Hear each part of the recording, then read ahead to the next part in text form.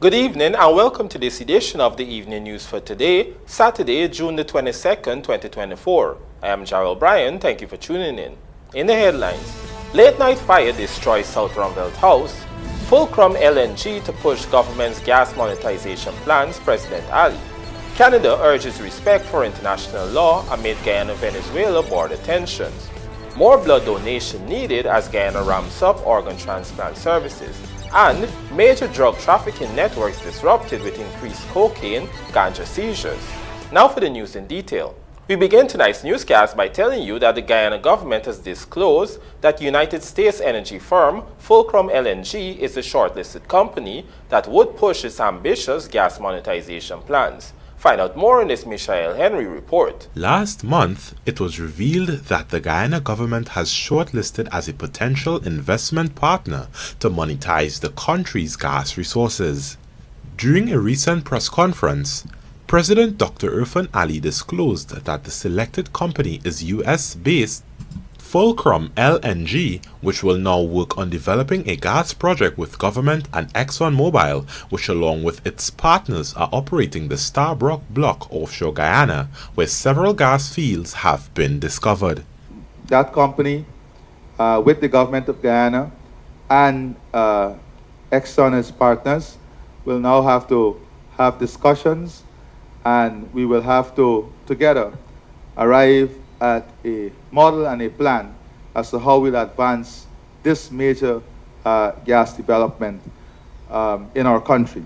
We have identified a technical team to work with the stakeholders in coming up with the model and to negotiate a heads of agreement and look at the viability, technically and financially, of the project. According to the head of state, government wants to monetize its gas resources as fast as possible, but pointed to the need for assessments. We can't know the level of, or degree of opportunity until the full analysis, technical, financial analysis is completed, so we can know what we have. Now, let me say some of the things that we're thinking of. When I speak, and I'm not speaking about the Wales project now, in this new project, we have to examine a number of possibilities. One is the export of energy, development of an energy corridor to northern Brazil and to Suriname. So that energy corridor is one opportunity. Having a train of opportunities in terms of LNG also. Then integrating that into the regional energy security program. President Ali went on to mention the possibility of a joint aluminum plant between Guyana and Suriname, given the more than $1 billion bauxite resources the two neighboring countries share along with other potential projects. And then of course we have the marketing of the byproducts, and the use of natural gas in other jurisdictions, the movement, and that is why the transportation link between northern Brazil and Guyana becomes important. I also speak about the development of a shore-based facility, additional power plants that can be used to export not only the gas now, but the power directly. So there are a number of opportunities that we think can be generated from this gas coming to shore or being processed. But those are all things that will be examined in the conversation. And then a viable option, the most competitive, cost-effective, profitable option will be presented. President Ali disclosed that government anticipates an agreement on a potential gas model by next year. Michael Henry, The Evening News. We now tell you that a taxi driver has been left homeless after the Canal Place South RUIMVELDT house he was living in was destroyed in a late-night fire on Friday. Luana McAllister joins us with the details. The blaze, which erupted at around 21 hours, completely destroyed the house located at Canal Place, squatting area in South RUIMVELDT, Georgetown. Neighbors recounted to the evening news that they noticed an unusual brightness emanating from the one-story house where a taxi driver resided alone and was not at home at the time. Upon investigating, they discovered the house engulfed in flames. Despite immediate calls to the fire service, the house was already destroyed by the time firefighters arrived at the scene. According to neighbors, the house reportedly belongs to the taxi driver's relatives who currently reside overseas. The neighbor related that the property was under legal dispute and the driver was due in court the following week to address the matter. Though no one saw anyone at the premises on the night of the incident, neighbors are suspicious that the fire was an act of arson. The Guyana Fire Service is yet to issue details from its preliminary investigations into Friday night's blaze. Lawanda McAllister, The Evening News. Making it clear that Canada stands with Guyana in its border controversy with Venezuela, Canadian High Commissioner to Guyana Mark Berman has reiterated his government's concerns over the rise in tensions between the two South American neighbors and urged respect for international law. Here are the details. At a reception to mark the celebration of Canada Day recently held in Georgetown, Canadian High Commissioner to Guyana Mark Berman addressed the ongoing tensions between Guyana and neighboring Venezuela. According to the diplomat, the Canadian government remains concerned at the state of affairs between the two countries regarding their shared borders. He urged respect for international law. The Canadian government is concerned with the tensions between Guyana and Venezuela, and we reiterate that we stand with the Guyanese people, we stand with the government, and we call for respect of international law.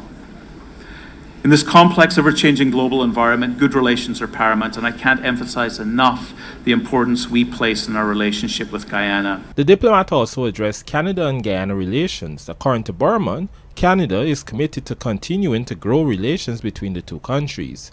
Further, he noted that Canada will continue to partner with Guyana on the road to achieving its economic and social development plans. But we're doing our best to work side by side with Guyana because the relationship between Canada and Guyana is rooted in the deep historical people-to-people links that I've mentioned. Canada has always been a close friend to Guyana, and we will continue to work with you to strengthen our relationship and achieve your economic and social development goals. Indeed, Canada continues to value and build on the relationship with Guyana, which we forged since your independence and which continues to expand and deepen 58 years later. Canada and Guyana not only share a multilateral relationship on the global and regional stage, but above all, we are bilateral partners and trade on the trade development front and friends. Only last month, Guyana had to notify all relevant international bodies, allies, and other partners about Venezuela's threatening actions at the border. This was after reports that the Venezuelan army had built a bridge between their mainland and Ancoko Island in Cayuni River. Venezuela has laid claims to Essequibo, which constitutes 2/3 of Guyana's territory, in violation of international laws. Guyana maintains that if Venezuela wants to contest the territory in question, the proper forum is the International Court of Justice, which it has approached for a final and binding settlement of the decades-old border controversy. Jarrell Bryan, The Evening News. Enhanced collaborations with regional and international partners, coupled with greater intelligence-led operations, have resulted in local law enforcement clamping down on major drug trafficking networks. This was revealed by President Dr. Irfan Ali during a recent press conference at State House. He disclosed that within the last year alone, cocaine seizures in Guyana have increased by nearly 800%, while marijuana seizures also went up as well. The head of state also mentioned efforts with bilateral partners, including the United States, to curb arms trafficking in and out of Guyana. Let's have a look. GANU has strengthened its operation at key border and port points through enhanced collaboration with the Chedijagan International Airport, the Ogle Airport, and Maritime Administrative Department to combat drug trafficking, and also looking at the increased flights and destinations that we have to ensure that our surveillance system and our border control system captures all of that. We have ongoing collaboration with international partners, joint operation with national and regional agencies such as CCOP, RSS, CARICOM Impacts, Brazilian Federal Police, the Colombian Task Force, has led to significant drug seizure and arrests, disrupting major drug trafficking networks. We have had many joint intelligence and operation-led initiative, interagency cooperation, and as a result of this year what we have seen. We have seen a significant increase in seizure of cocaine, a 797% increase in the seizure of cocaine from 2023 to now, to this year to date of 2024. A 797% increase in seizure. That's a street value of more than $3 million US. We had an 11.2% increase in the seizure of marijuana, and that is a street value of about $2.1 million US. So one of the interesting things that we're looking at, though, is other type of drugs that is being imported in the country.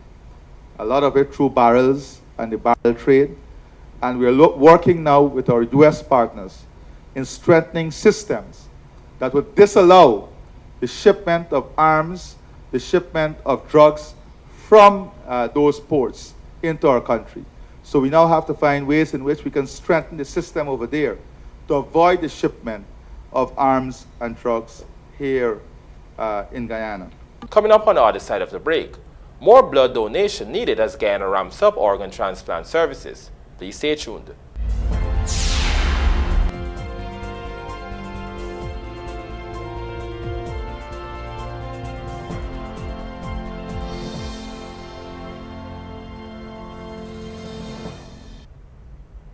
Guys, I think I'm in love!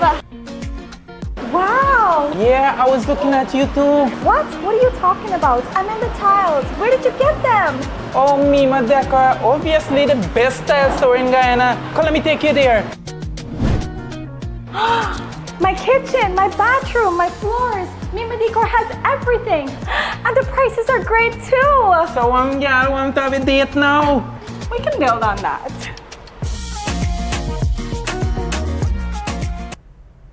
Looking to bring your dream home to reality? Or simply taking on a home improvement project? Then National Hardware Limited is where you should start. Let us put that touch to your home.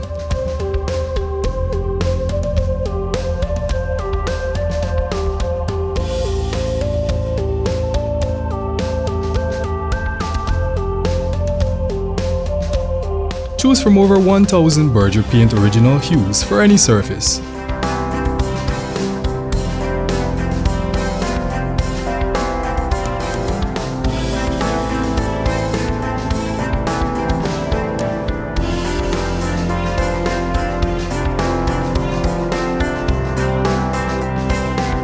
We are known for our trusted brands such as Westinghouse, Philips, Sadco, Rubbermaid, Pyrex, Gibson Home, and so much more. National Hardware Limited, your do-it-best store. Located in downtown Georgetown and industrial site RUIMVELDT.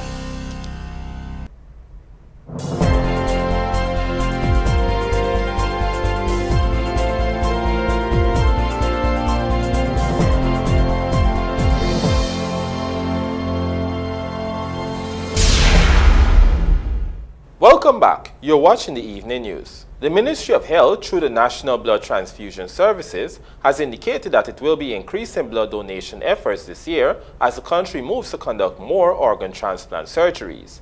In an exclusive interview with the evening news, Director of the National Blood Transfusion Services, Dr. Pedro Lewis, revealed that while these efforts are ongoing, already the units of blood processed for 2024 have surpassed numbers recorded in 2023. Trishelle Sobers joins us with more. According to data provided by the National Blood Transfusion Services, 400 blood drives were conducted last year across the 10 administrative regions of Guyana, resulting in the collection of 11,225 units, which is approximately 1,300 units more than previous years. Of the 11,225 units, 400 were disposed after being tested for infectious markers like hepatitis B, hepatitis C, and the human immunodeficiency virus HIV, among others. However, for 2024 thus far, some 5,000 units have been processed for use, and according to the Director of the National Blood Transfusion Services, Dr. Pedro Lewis, this figure highlights the agency's ability to meet its current monthly quota. Okay, so we look at roughly about 1,000 units a month. We want to aim higher, like 1,200 units a month, right? That's a lot of blood. But of course, you may notice that the amount of development that goes on in the health sector, right? Guyana want to do more heart surgeries. Now we're doing, in the past we used to do like heart surgeries every quarter. Now we're doing heart surgeries every month. And we got to ramp up our system to suit the needs of those patients. Moreover, Dr. Lewis explained that while the National Blood Transfusion Services is working to increase its collection service, investments are being made simultaneously for the procurement of equipment. On this point, he disclosed that the agency recently welcomed new technological advancements aimed at reducing its blood testing turnover time. So we buy equipment, purchase equipment basically to increase, the speed in which we do the work. Turnover time, I must say, because you don't want to have the blood in the system for a long period of time. In the past, we used to have a turnover time like 4 hours. Now, probably in an hour time, we could, test our samples. In 2023, the Georgetown Public Hospital Corporation successfully executed some 12,495 surgeries, of which 876 were elective surgeries, 587 minor surgeries, 845 emergency surgeries, and 56 hernias.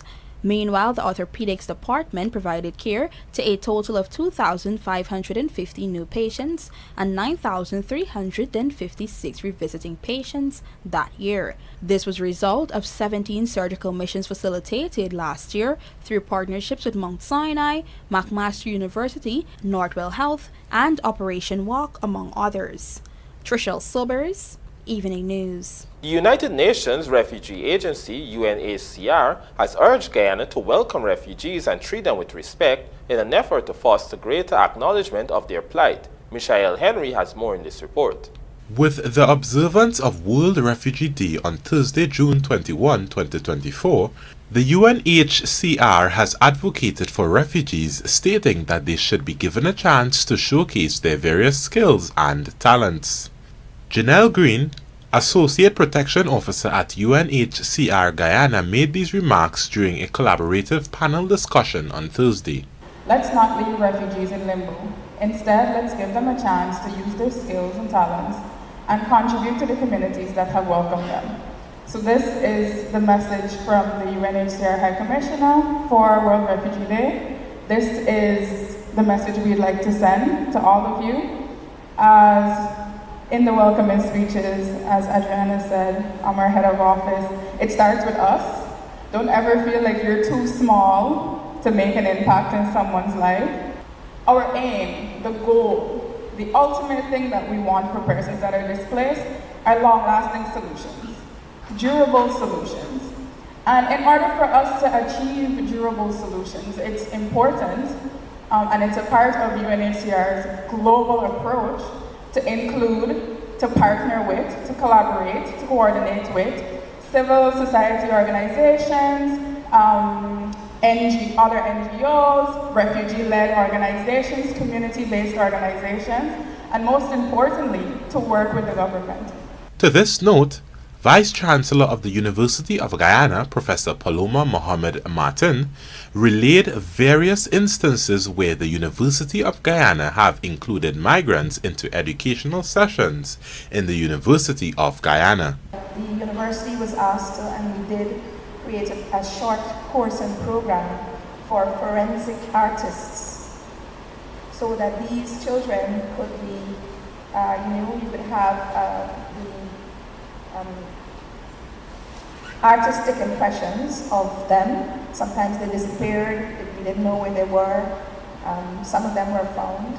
That I have this very deep passion and interest in making sure that whoever touches their feet into our country no matter how they got here, that we find a way to help them to become legal, to help them to integrate, to help them to find honest, dignified work, and to be treated in a way that is human and proper.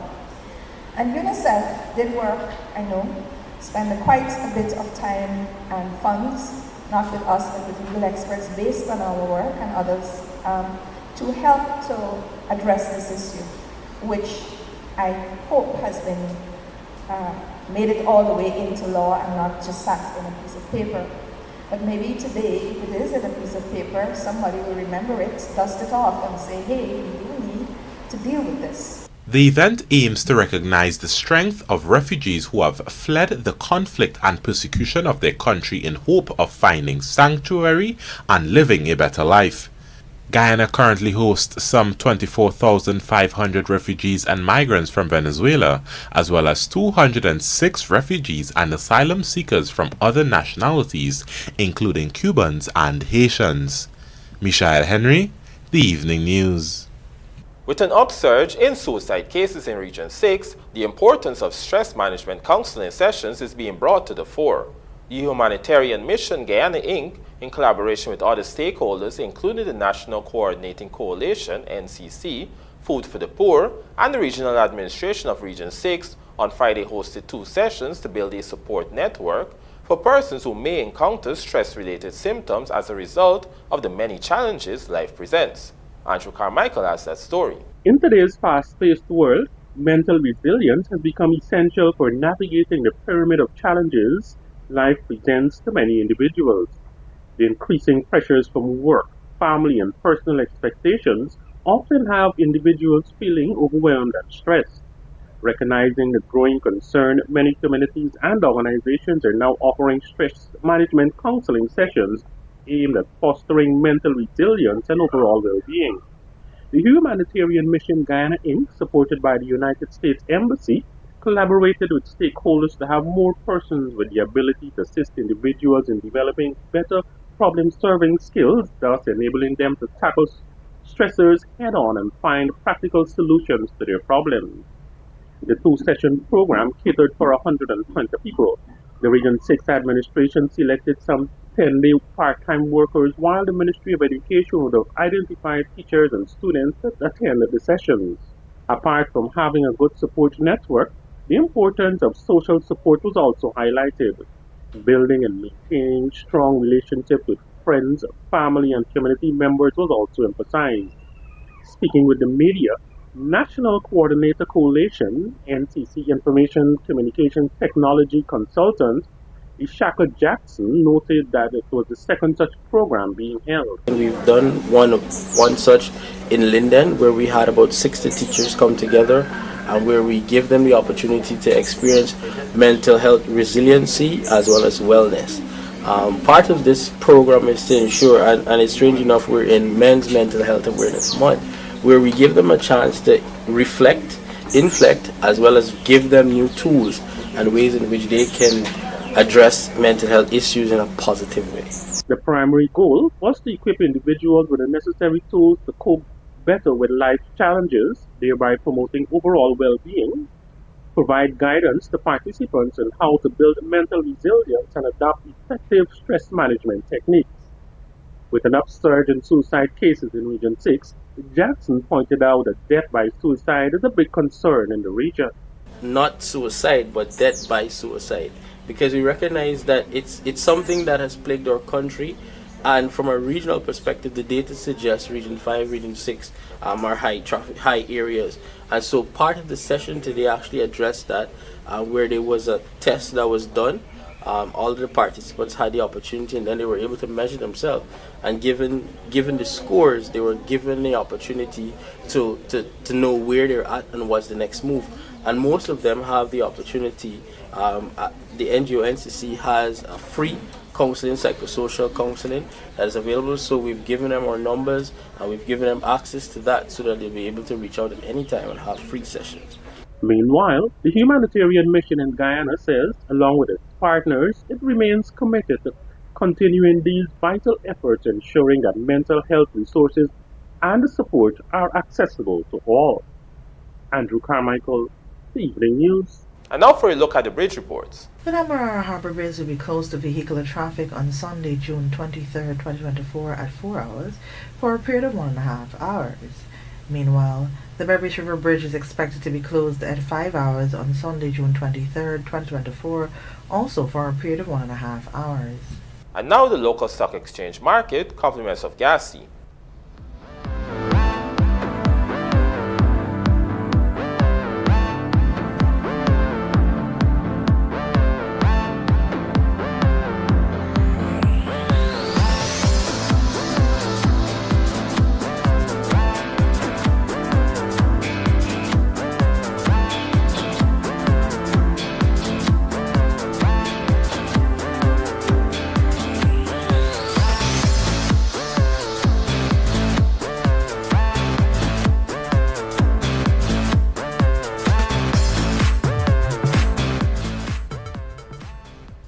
Hope, Chase Masterclass keep Windy's semi-final hopes alive. This and more coming up in the Sportscast, sponsored by McCorp.